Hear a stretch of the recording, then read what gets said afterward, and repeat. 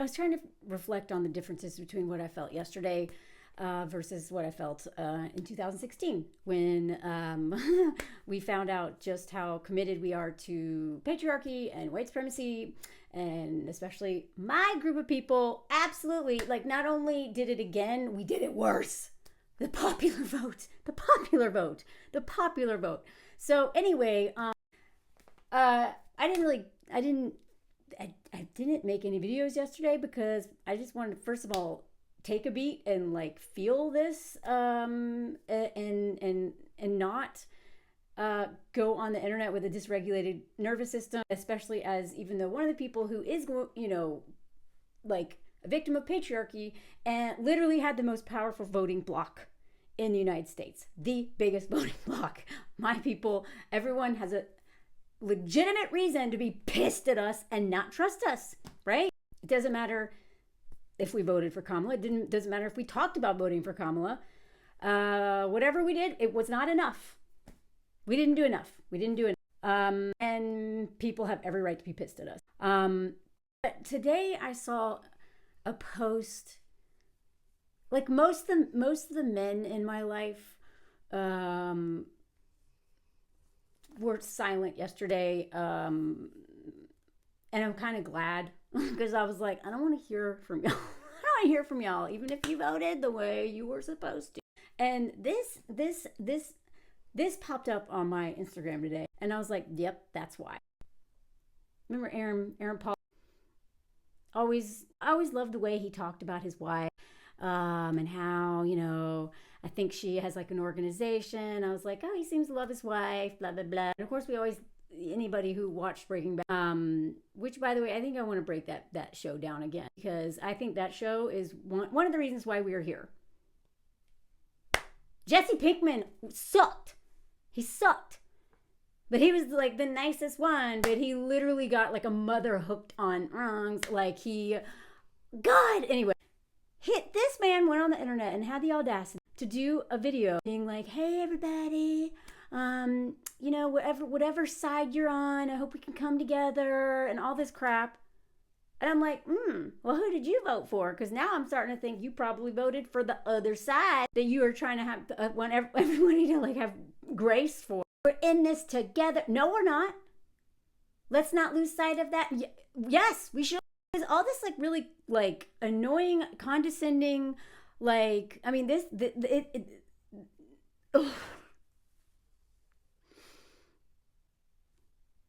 women are gonna stop forking y'all, feeding y'all, housing y'all. Like, we are pulling back. So, and the women who center y'all, but I'll get to that later. But after this whole little speech,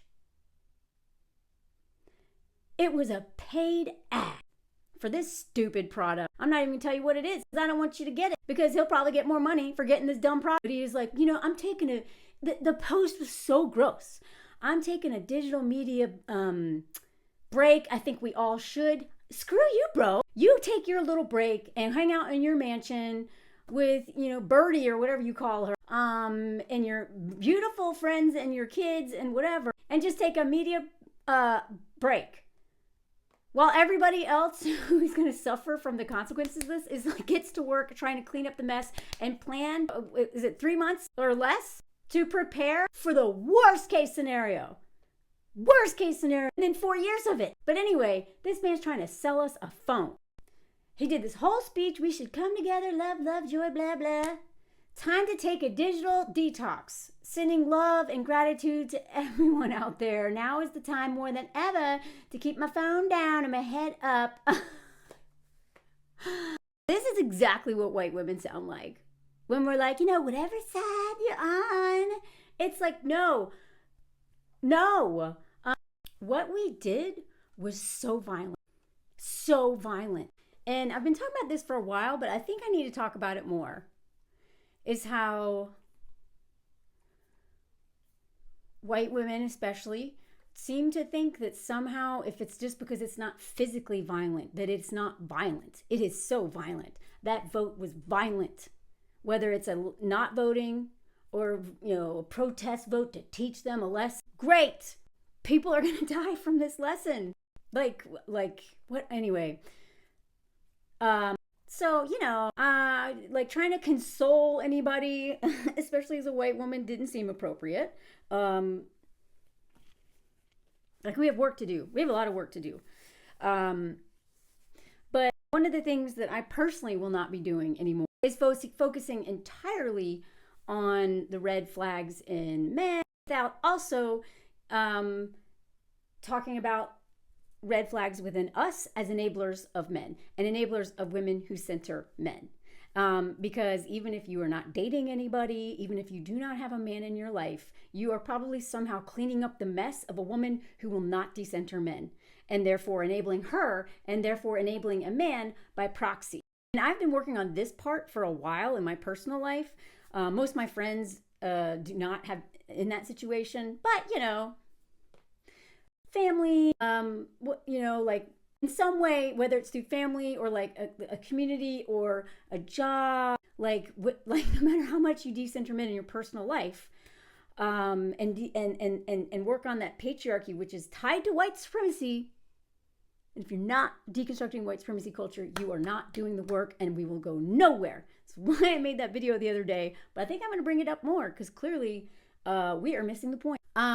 It is so hard to say no to these little asks of men, and it's really hard to say no to women you care about so deeply but are so addicted to their spouse or can't stop throwing money at their son who is a deadbeat and won't do anything, or just who is literally feeding and changing the diapers of a dad that abused them and didn't take care of them,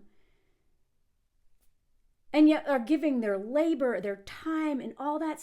This plays out in so much, even if you literally don't date men, aren't attracted to men, or whatever. Like, this is so deep that we either do it by proxy, if not directly on some level. Even, if any woman who may have donated to Lieutenant Dan, that psycho in Florida who just, tried to burn a woman alive allegedly and was just like a criminal and none of his family would talk to, but who gave money? Some men gave him money, but I promise you it was women who gave him money. So all the ways that we just feel so bad when, and I'm not saying we desert women, especially if they're in an abusive relationship, but we do have to really be careful about who we give our time and energy to, because if we are enabling a woman who centers a man, especially if that man is committed to patriarchy and white supremacy culture and all that stuff, we are still enabling patriarchy, white supremacy culture, hyper capitalism, and the exploitation of people and labor by proxy. Now, I know you can't just tap out entirely, but there's ways you can scale back and pull back and not give, because we need each other. We need to be putting that into the communities, into the creators. We need to be following, especially like White Woman Whisperer, Delusional Influencer, all my mutual, Therese, Bourbon Bougie, Shar, Sovereign Warrior. Tag them all. I'm forgetting, like basically all my mutual. Maybe I should do a separate video where I just tell you all the people I follow. If any white women who follow me and you're like, oh my God, I didn't realize we're so racist. Follow them. I'm not the person to learn about racism from, because I'm not going to teach it well. I can just infuse it into what I am good at, which is storytelling, humor, and breaking down and codependency and like culture. But deconstructing, that is a big job. I am not the person to have that job, and definitely not the person to get paid for that job. So anyway, let me know if you want a list of people to follow to help you deconstruct, because now's the time, especially white women. These women who voted for Trump or like whatever, or if they center men, they will not be there for you. When stuff gets bad, they will not be there for you. So we got to community build with people who are on the same page and who are really committed to deconstructing and building community, because the system is like, it's going to get bad, and we're not doing this anymore. No more of this. No more of this. This did not work. We were warned. We've been told for forever. This doesn't work. Because here's the thing. I don't know any of these women, but this is such a perfect photo. Because the thing is I was at this march. I was living in LA at the time, and I had to go to New York. And so I took a bus down there because I had some friends and even family members who were going to be at this. Like, oh, cool, I'll meet up with them. Sure, I'll march. You know which march I preferred? The one the day before, the anti-fascist march. I mean, whatever. There's always like white men at those like protests that are like unhinged and make it dangerous for everybody. But this felt like Barbie the movie. This felt like we're not serious people. This felt like because I guarantee you, majority of these white women are married to men or dating men or have sons who voted for Trump. They're at this, and maybe they don't even know that these men were voting for Trump. But I'd be willing to bet a lot of them did, you know? So one of the things that I think I'm going to focus more on is how to deconstruct this stuff, patriarchy at least, and white supremacy culture. But again, don't just listen to me. You really need to not just listen to me. I am not like, pay Black women for this, not me. So I infuse it in my stuff, but I want to send you to the people who will literally help you, and who deserve to be paid for it.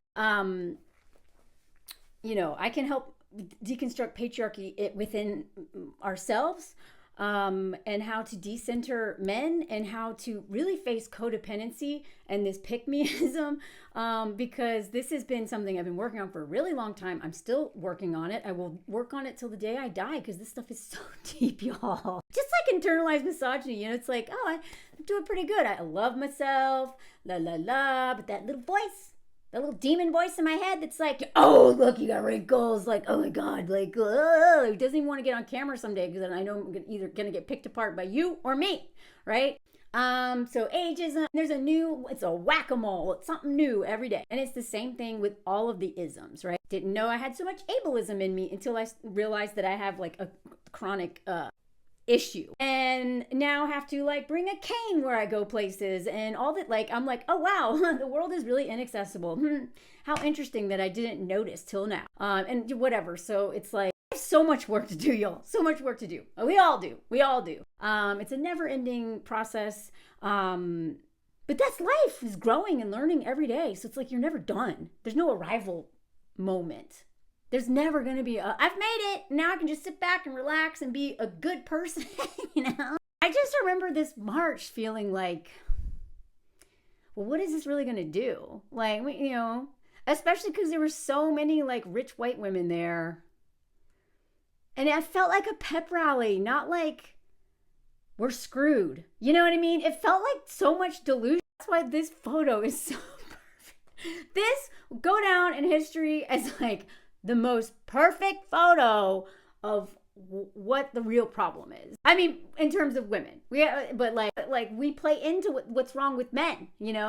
Because here's the thing, you know, not only did a lot of groups of people show up and vote for the wrong people, and again, it was mostly white women, but apparently, yeah, like, the only people who really showed up and voted consistently the way to save everybody from a dictator, fascist, whatever, was Black women, of course, because they always do, and Black men, right? Like white women, like 55% voted for this forker. But this is the interesting part, and this is the thing: this individualist white feminism that has literally never gotten us anywhere. Literally all of our progress has only been made in terms of women's rights. And I did a whole hour-long deep dive on this in terms of like, we literally didn't get anything until the Black movements were centered.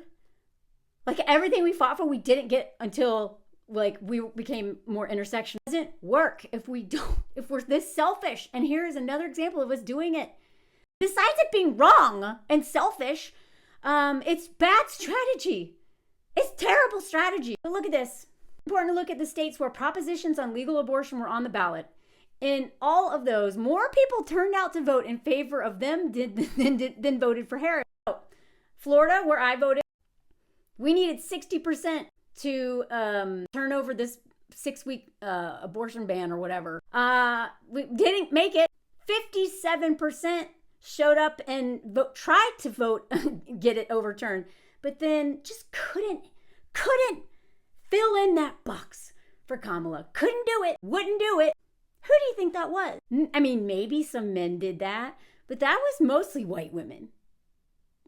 It may have been, I don't know. I'm sure it wasn't just white women, but this is a white woman thing, right? Historically, and again, if you like, don't think I have a history degree, and this is what I studied. It was, 20 years ago. But one of the main takeaways is that every single time we show up, if we don't center the most vulnerable group, and especially incorporate like anti-racism in our work, it always fails. It always fails. So our like power grab or like just me, it doesn't work. It doesn't work. So, but look at all of it. Montana, and Montana, I used to live in Montana, and that's why, Florida's not even a swing state anymore. I was like, oh, I kind of have a vote that counts. Because in 2000, I was in Montana, so I was like, I'll vote for Gore, but I guess it doesn't matter. Everything else on the ballot absolutely matters. But, Florida had it came down to Florida in 500, but now Florida's just like full red now. Anyway, 54 showed up. 54.5, way over half. That's not just like 49, 50, almost 55%. And then this. Imagine this. Knowing how it, right? Like Maryland, 74%, but then this. Arizona, 63, and then this. Missouri, woo! Missouri, I think, was the first state that had like the full-on like no margin. 53 overturned, 42, but they just can't vote for Kamala. They just can't do it because of their principles or because of something. It's racism. It's racism. Nebraska, some of these states are like always red, and then but over half of them know this is important. Like look at this. New York, what is wrong with y'all? God, Colorado, look. The abortion measures doing well means a lot of white women went in there voting to save themselves and no one else. So yeah, again, it wasn't just white women. A lot of groups of people disappoint. This is why the lesbians come first and LGBT. Like the short memory or what racism and patriarchy, misogyny, whatever. Because reminder, even though 7 out of 10 pro-choice amendment passed, Trump can overturn all of them. All of this stuff that happened at the local level. When you have a dictator, which is what he totally plans on doing, and was I forgot he's right behind me. I should bring him in. He totally plans on doing. It's everything's on the table now. We are red. Like literally, the nightmare scenario happened. Everything is red. Like this man has no checks and so this will not be happening. White women, if you are thinking of doing this, don't do this. This didn't work. It's not going to work. It's a waste of time, resources, and money.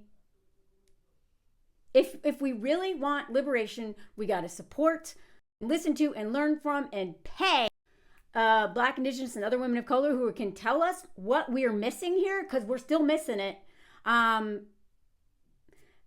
Trans, disabled, what else? LGBTQ plus, but Black women especially, they know what it's like to have no protection in the United States. None. The systems do not protect them. And that is everyone's fate now who is in the United States. And honestly, it's not even just there. This stuff is coming over. I'm in France. So a reminder to anyone, I'm not saying that it's the same, but liberalism throughout the global north, it is not working. And so Italy, France, UK, Sweden, Greece, Poland, and many others are turning far right. Every election, we have to keep a literal from winning, and she gets more unpopular every time. And this time the left won, and Macron still put in a right prime minister against the will of the people. I don't know if y'all remember, but the snap election, the left won. It was a huge victory because they had a coalition. you know, instead of being divided, came together and were like, we're going to defeat this so that to keep a out. What happened? Macron, who is basically like a better looking, younger, nice guy version of Trump, to be honest. That's what he is. Ask any French person. I was like, oh, Macron is so great. No, he's awful. He just talks about like feminism every once in a while and stuff, like whatever, but like he is Trump. He is literally Trump with like a much better wardrobe and like a cute little gap in his teeth smile. He looks even more innocent. You know what? He look who he's married to. Literally a woman who groomed him when he was a teenage boy, left her family for him. So I mean, I don't want to say like, oh, like, I mean, I understand that. That's another reason why I feel like I should shut up, because like, who am I to talk? I'm over here. The point is that we have to deal with this, and it's everywhere, and it's going to spread, because whatever happens in the U.S. always comes over here, from anti-vax to like everything, like everything that happens in the U.S., all of it spreads over here. It's like watching a slow moving train. I'm like, of course I keep track of what's happening in the U.S., and I'm like, oh, here it comes. Here it comes. Not that it wasn't already here, but like the crazier, more extreme ideas come over here. Like, which is funny because it all started here. You know, it's like the like daddy was an abuser, and then the son is like coming back and being like, I'm more powerful. And anyway, this is not the time to be hopeless. This is the time to take action. I mean, there's a time for some grief and processing, but like it is gonna get real bad. It's gonna get real bad. So I felt a lot better yesterday after I chatted with some of my mutuals and already started figuring out like how do we do this? What do we do? What's next, right? How do we pour money into communities and like mutual aid and all that stuff? Because TikTok could literally disappear on January 20th. And then what do, right? We can't rely on men.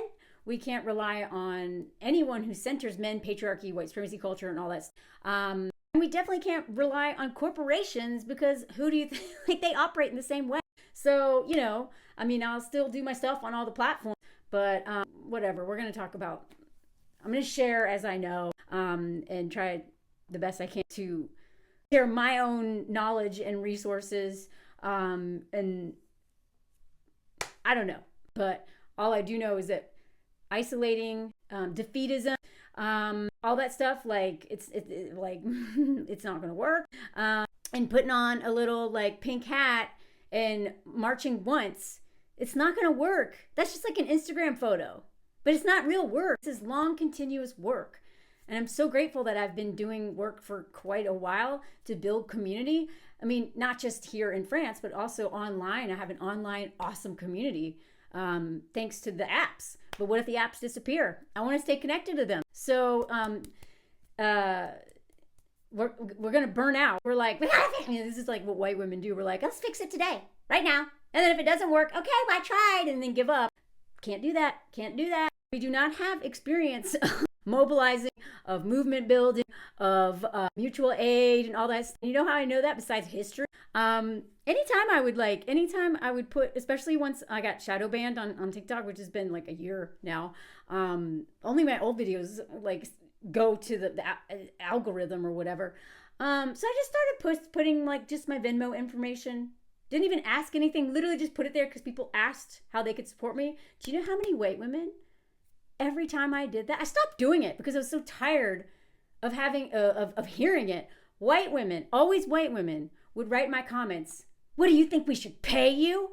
Yeah, maybe. No one told you to. But the idea of like paying women for their labor, something, you know, like I only got this from white women. Like angry that I just said, hey, if you want to support my work, here you can. Here's how, but no expectation. Zero. None. But they're so angry. And I was like, see, this is what we do. We will bail our sons out of jail, our husbands out of jail. We'll buy their cigarettes, their beer. We'll do like all kinds of stuff to enable men. But dare a woman who works really hard to educate and tell her life story and talk about trauma and stuff, and especially a woman of color, especially a black woman, if she dare want to be compensated for that. What? It's crazy. We have to start really rethinking, like I just realized today, I think Hulu just raised their prices. I've been paying at least 10, I think it's 15 euros a month now for that service. The last time I watched a show on Hulu, I think it was 6 months ago. And I started thinking, I was like, I could have joined a creator's Patreon with that. I could have donated, I could have put that money to support people who have taught me a lot. I think now is the moment to really start doing that inventory. Where am I putting my time, my energy, my money? Is it to serve, where am I wasting it? Because whatever, if there's a show I really want to watch on Hulu, I'll join again, but I need to cancel that today. I need to go through and see what are all these subscriptions that I don't even use and put that towards, I know a lot of my mutuals are going to start Patreons, because we know things are going to get bad, and we know, that even men who control the algorithm, that they literally shadow ban us. So then it's great, okay. Now how will I make time to do this thing if I literally don't get paid for an entire day of work? I make 30 cents on a video. That's not sustainable, So anyway, it's just starting to really sit with ourselves and start thinking about, how am I enabling things, people, systems that don't care? Am I dating somebody I'm pretty sure, voted for Trump?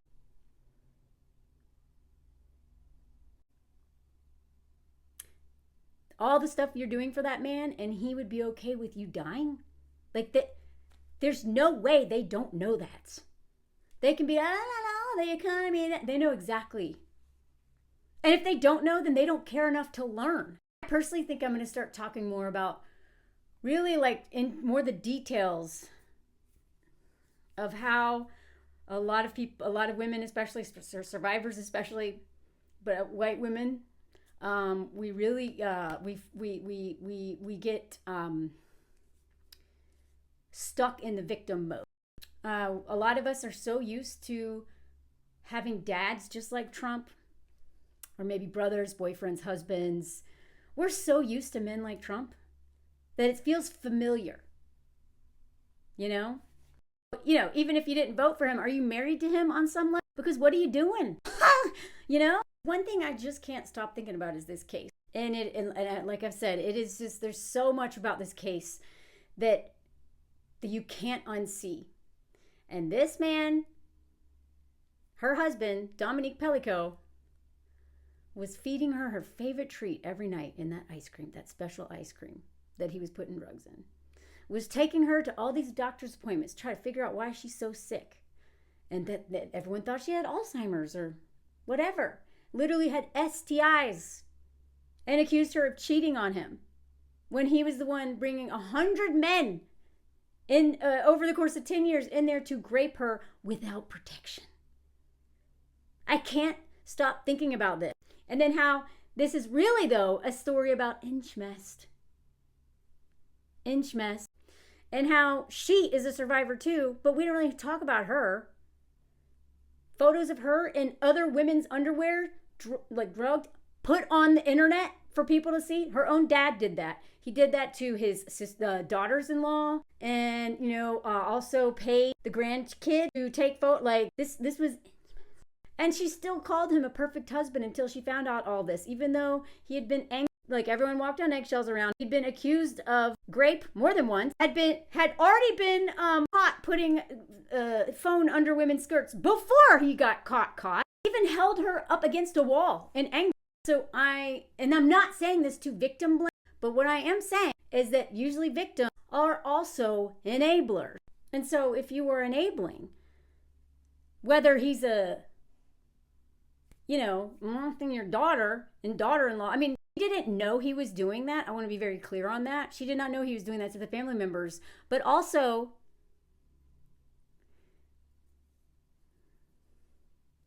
once her daughter came out and was like, and the police literally had pictures and showed them to Caroline or whatever. She didn't believe it was her. And the police were like, no, look, this is like your birth. Like they literally had, police had been like, this is you. And then she was like, oh my God. And then her mother, who'd been through all this, said, I can't take it. It's too much. It can't be true.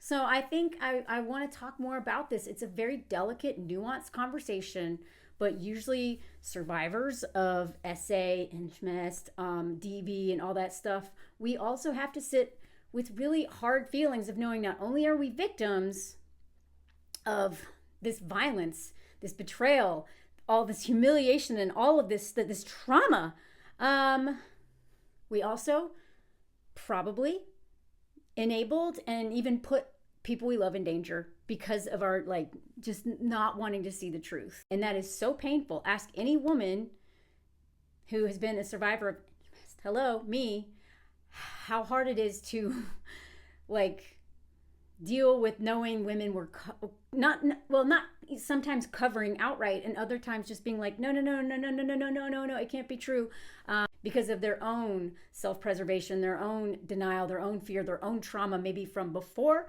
that they don't want to look at because they just need to not believe. It is such a hard topic. I don't know. I kind of feel like it's time we talk about this, because I think a lot of women went in there and voted for that man because they're in denial about the man in their house who's just like him. This canceling out the vote stuff, YVEdit did a video on it yesterday, I think. If you are going to the polls canceling out your husband's vote, he hates you. He hates you and is extracting so much labor from you and using your body and probably cheating and doing all kinds of stuff too. Who knows? If he would go in there and knowing what was at stake in this election and still make that choice, you are married to like baby Trump. And you probably have a lot of other women who are doing free labor for you because of what he won't do in your home. How many times for holidays or Mother's Day are these women having to swoop in and make you feel good as a mom because he forgot? And by the way, he didn't forget because he's forgetful. He forgot because he doesn't care. Actually, since I've been going through my stuff that I brought back from the US, I found some journals and it's so insightful. There's so many journal entries of me, you know, the kid Melanie being like, well, my mom's really, I mean, this is after they divorced. Daddy was supposed to take us to get a present for mom's birthday and he forgot. And mom's really upset because she doesn't have a present. I'm like, that's like, y'all like. Anyway, I'm going to do a whole series on really trying to help understand some stuff. And I don't know, like this is hard. It's hard work. We have to deconstruct on a collective level. But I feel like some way I can be uniquely useful to some people who follow me is sharing how I've been kind of doing this on a personal level. Not going to do too much of that. I'm probably going to do some of that only for Patreon because this personal stuff, man, I don't want all my private stuff out there for anybody, especially men, to consume. I'm going to continue to do my movie reviews and my TV stuff because I really love to like use examples of what I'm talking about and the like what the hell Mel column and all that stuff. I don't know. Yesterday I was really sitting with, okay, maybe I should do a little bit more history lesson. Maybe I should do like focus more on how women are enabling this. I have been doing that. But I have seen sometimes in my comments, I think there's a lot of women who follow me who are really stuck in victim, who are victims, but are stuck in that place. And I don't know, I can maybe help us get out of that. Because once I started looking at the way I was enabling men in my personal life, including family, my life changed. My dating life changed. And also like, I mean, now like the stakes are so high. Totally support women who are like, done. Nope. Tubes tied, And by the way, I was celibate for 12 of my adult years. Not consecutively, but it was like 5 whole years. Didn't even kiss or hug a man. Like, and then I tried it out and it was awful. I had no pleasure and I was full of shame. And so then I tap out again for 2 years. And then try it out, and it was, 5 more years, like at 12 years, probably even more than that. But when I think back, I literally, like, people literally thought I was asexual. So, you know, I've kind of done the whole thing. I had my, like, sleeping around, centering my pleasure thing. I had my, like, don't deal with men at all. Like, don't sleep with them, don't date them, anything thing. I have deconstructing within a marriage thing. Kind of, I don't know. I have experiences. Maybe they're helpful. Maybe they're not. Maybe you just are like, that's fine too. Anyway, I don't know. We have a lot of work to do. What we can't do is just be like, we're screwed and then just freeze. That's what they're counting on. That's what they're hoping for, is to beat us into submission. I will not. I will not. And I will not live with myself if I don't at least share some of the things that have helped me pull myself out of this brainwashing of men and patriarchy and all this codependent way of perpetuating such a violent system. And we did the most violent thing just 2 days ago. Again. So people ask me for books, and there's so many books to read, which is great. But you know, when I was doing my history major, and I started realizing I'd been lied to about everything in history, especially growing up in the South, where the Daughters of Confederacy were the ones who changed the school systems, which is literally what they're doing again and have been doing. And again, you need to like download everything and have hard copies or external drives for everything. They are literally swiping the internet of real history. So get hard copy books. The 20th century version of People's History of the United States, or the original. If you want some hope, read this book. This changed me. I did not realize until I started taking history classes and understanding movements in the United States, especially the civil rights movement, and how that worked, and how money is what made movement. You know, organizing, and hit them in the pocket.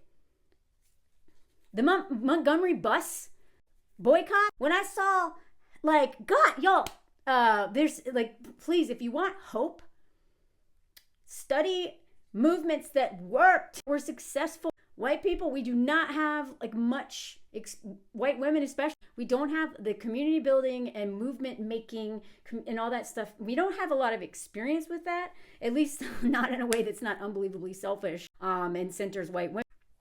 But we can do it.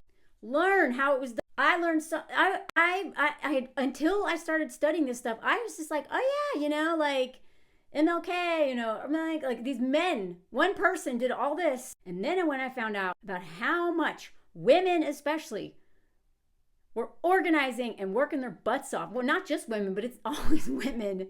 And especially, you know, in the South, it was Black women meeting regularly in churches, in like just literally it wasn't just random. This person just didn't appear. It was people, the people's history, the people's history. It's people. It's not one. We're not waiting for one. This idea that like Jesus or some dude is gonna come in and be like, like it's not gonna happen. It's not gonna happen. So this gave me so much hope. It also made me angry, but it gave me hope. I was like, oh, okay, this can be done. Some other great books: Hood Feminism, amazing book.